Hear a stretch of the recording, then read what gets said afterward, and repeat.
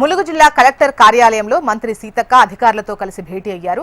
ప్రభుత్వ ఆసుపత్రిలో ప్రజలకు కార్పొరేట్ స్థాయి వైద్య సేవలు అందించాలని అధికారులకు సూచించారు. ఆసుపత్రిలో పారిశుద్ధ్యం, సకల సౌకర్యాలు కల్పించాలని తెలిపారు. ప్రజలకు నాణ్యమైన వైద్య సేవలు అందించడమే ప్రజాప్రభుత్వ లక్ష్యమని, రోగులకు ఎలాంటి ఇబ్బందులు కలగకుండా చర్యలు తీసుకోవాలన్నారు. ప్రతి పనిలో ముందుంటూ ములుగు జిల్లాను అభివృద్ధి పరచాలని అధికారులకు సూచించారు.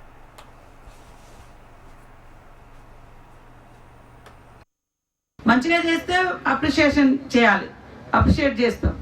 చెడు అయినప్పుడు కొంత హార్ష్గా మాట్లాడతాం, మీకు అలర్ట్ చేస్తాం.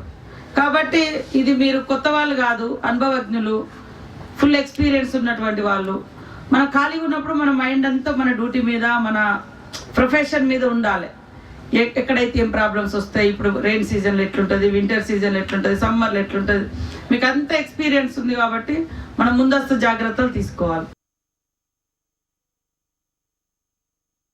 మంచిగా చేస్తే